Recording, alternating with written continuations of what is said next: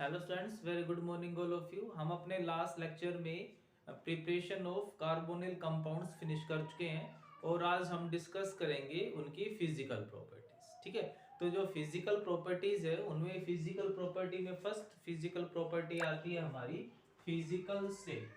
अब जो physical state है कार्बोनिल कंपाउंड की, अब वो फिजिकल स्टेट किसके ऊपर डिपेंड करेगी? इंटरमोलिक्यूलर फोर्सेस के ऊपर, कि इंटरमोलिक्यूलर फोर्सेस कैसे होंगे, उनका मैग्नीट्यूड कैसा होगा, है ना।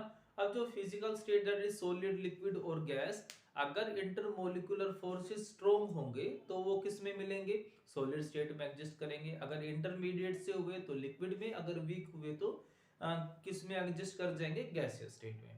ठीक है, अब जो इंटरमोलिकुलर फोर्स है वो भी डिफरेंट फोर्सेस पे डिपेंड करता है, like hydrogen bond, dipole dipole forces और लंदन फोर्सेस। ठीक है, तो हमारे पास जो आता है, हमारे पास जो कार्बोनिल कंपाउंड्स हैं उनमें डाइपोल डाइपोल फोर्सेस होता है। तो कहता है कि जो लोवेस्ट मेंबर है, जो लोवेस्ट मेंबर होगा कितने कार्बन का होगा? फर्स्ट कार्बन का lowest member methanal, only methanal exist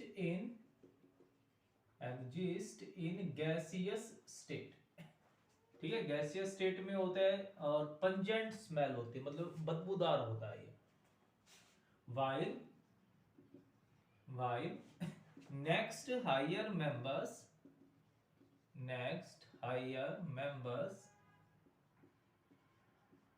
exist in liquid state.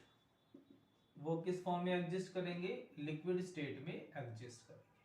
ठीक है, जो हमारे पास हायर मेंबर्स होंगे वो सब लिक्विड स्टेट में। ठीक है, और कहां तक कह सकते हो? Up to 11 carbon atoms. Exact नहीं है, लगभग कह सकते हैं कि 11 कार्बन एटम का एल्डिहाइड या कीटोन जो होगा वो लिक्विड स्टेट में एग्जिस्ट करेगा, और फिर 11 कार्बन के बाद, ठीक है, वो किस में कन्वर्ट हो जाएगा? सॉलिड स्टेट में। ऐसा इसलिए होता है क्योंकि साइज बढ़ेगा, साइज बढ़ने से लंदन फोर्सेस बढ़ जाते हैं, क्योंकि जितना बड़ा साइज होगा पोलराइजेशन उतना ज्यादा होगा, और जितना ज्यादा पोलराइजेशन होगा instantaneous dipole, induced dipole forces उतने स्ट्रोंगर होंगे। मींस वो सॉलिड स्टेट में कन्वर्ट हो जाएगा। ठीक है, तो कहता है कि जो नेक्स्ट हायर मेंबर है, मतलब 11 कार्बन के बाद next higher compounds exist in solid state. Next आता है हमारे पास सोल्यूबिलिटी।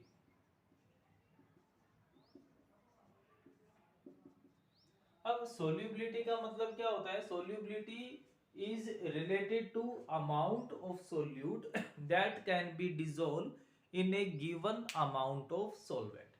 ठीक है, तो हम जो सोल्यूबिलिटी है दोनों के लिए डिस्कस करेंगे, एक्वस और नॉन एक्वस सॉल्यूशंस के लिए। एक्वस सॉल्यूशन का मतलब क्या होगा कि हम उनको डिसॉल्व करेंगे वाटर के अंदर, और नॉन एक्वस का मतलब कि हम उनको डिसॉल्व करेंगे एक ऐसा सॉल्वेंट जिसमें वाटर प्रेजेंट नहीं होगा, लाइक बेंजीन हो गया, ईथर हो गया, एल्कोहल हो गया, इन सब के अंदर डिसॉल्व करेंगे। ठीक है, तो क्या कहता है, जो लोअर मेंबर है, लोअर मेंबर्स नियरली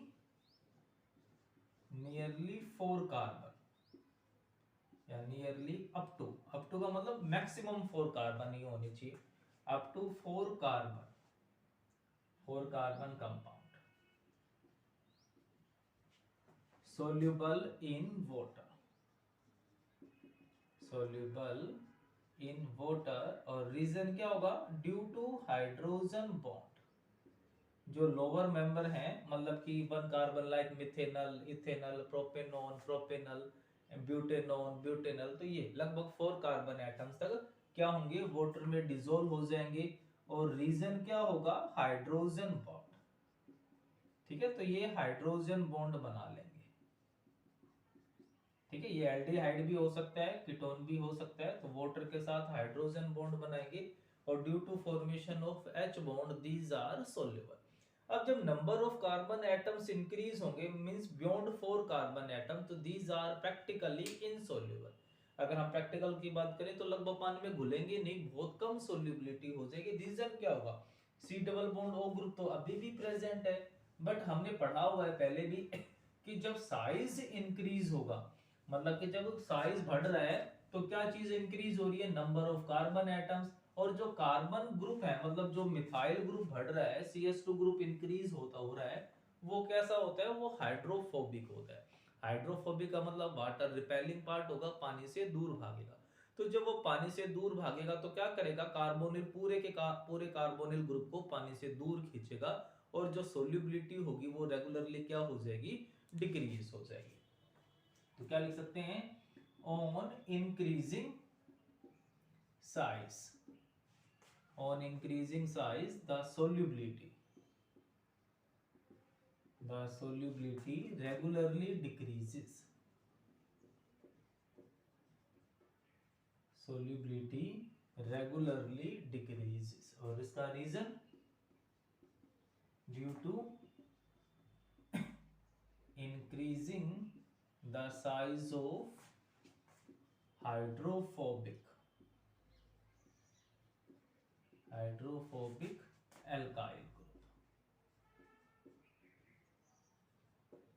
ठीक है, which resist the solubility, which resist the dissolution।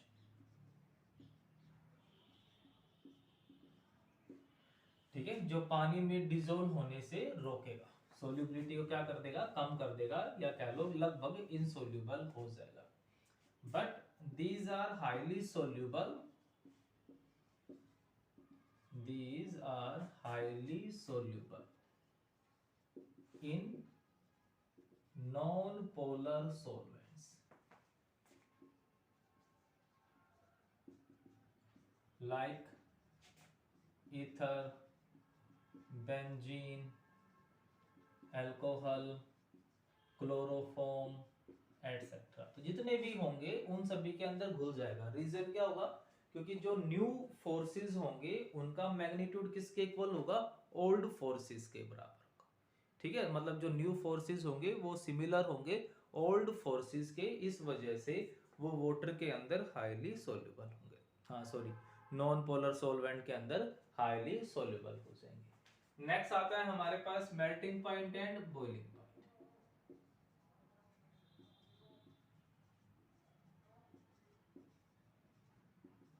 अब जो मेल्टिंग और बॉइलिंग पॉइंट है वो किसके ऊपर डिपेंड करते हैं, इंटरमोलिक्यूलर फोर्सेस पे।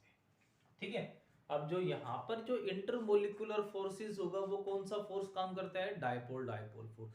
तो सबसे पहले जब भी आप मेल्टिंग और बॉइलिंग पॉइंट गैस करोगे तो आपको पता होना चाहिए कि नेचर ऑफ फोर्स कौन सा है।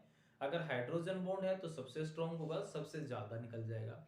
अगर डाइपोल डाइपोल फोर्स है तो थोड़ा वीक होगा, और अगर डाइपोल डाइपोल फोर्स भी नहीं है तो सबसे वीकेस्ट में पहुंच जाएगा वो। ठीक है, तो क्या कहता है, carbonyl compounds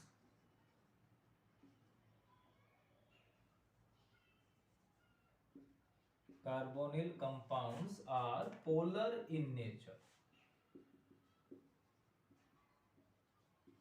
due to carbonyl group,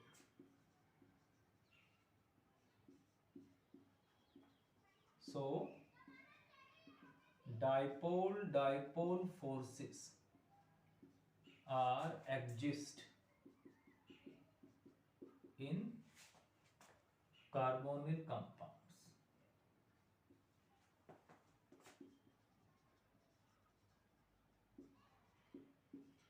ठीक है,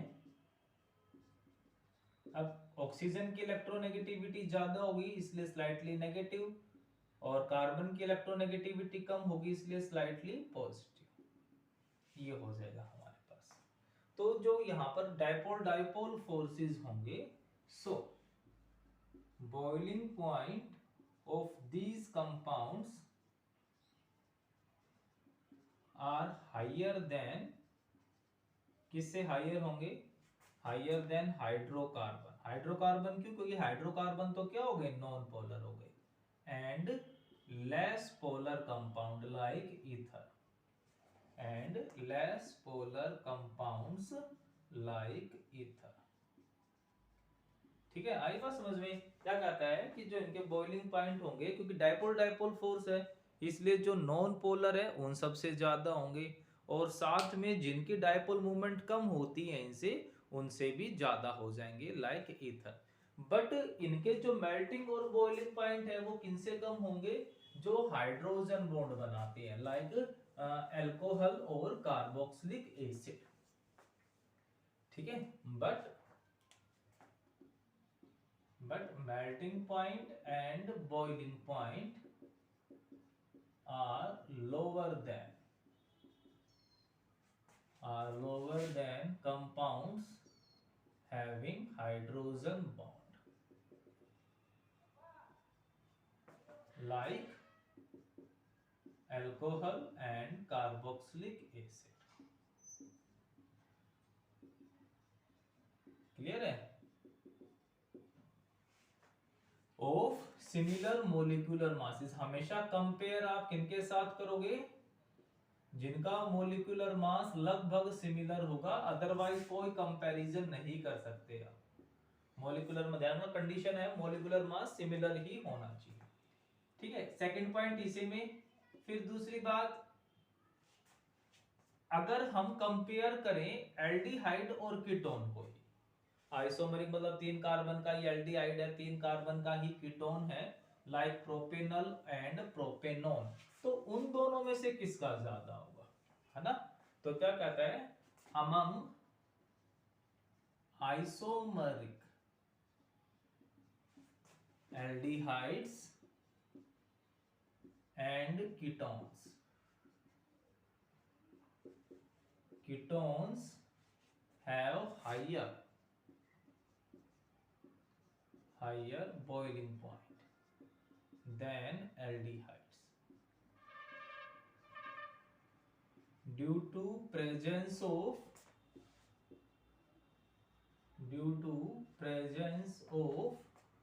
two electron donating group, due to which dipole moment of ketone higher than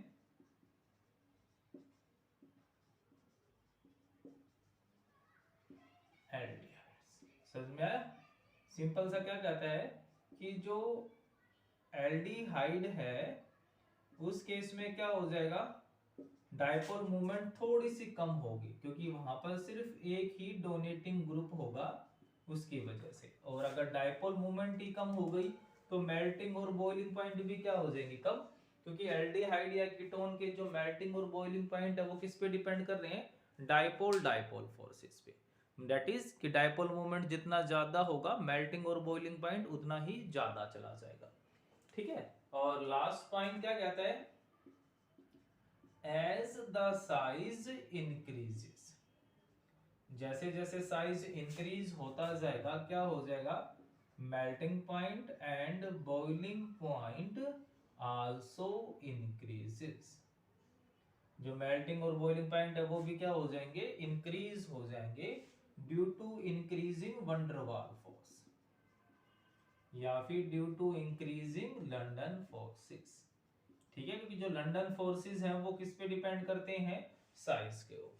तो जितना ज्यादा, और लंदन फोर्स यूनिवर्सल होते हैं, वो हाइड्रोजन बॉन्डेड मॉलिक्यूल्स में भी होते हैं, वो डायपोल फोर्सेस में भी होते हैं, सभी में होते हैं। तो साइज बढ़ता जाएगा, लंदन फोर्सेस इंक्रीज होते जाएंगे और मेल्टिंग और बॉइलिंग पॉइंट भी इंक्रीज हो जाएंगे। जैसे कि मिथेनल है, इथेनल है और प्रोपेनल है, तो जो सबसे ज्यादा मेल्टिंग और बॉइलिंग पॉइंट होगा वो किसका हो जाएगा, प्रोपेनल का हो जाएगा। ठीक है, तो ये थी हमारी सिंपल सी फिजिकल प्रॉपर्टीज। तो फिजिकल प्रॉपर्टीज में भी जो हमारी पूरी ऑर्गेनिक है उनमें से कोई ना कोई क्वेश्चन एग्जाम में पूछ लेते हैं। तो फिजिकल प्रॉपर्टीज भी इंपॉर्टेंट है, आप इनको अच्छे से करोगे। तो हम अपने नेक्स्ट लेक्चर में डिस्कस करेंगे chemical properties of aldehydes and ketones. ठीक है, तो तब तक आप ये अच्छे से याद करना, और थैंक यू।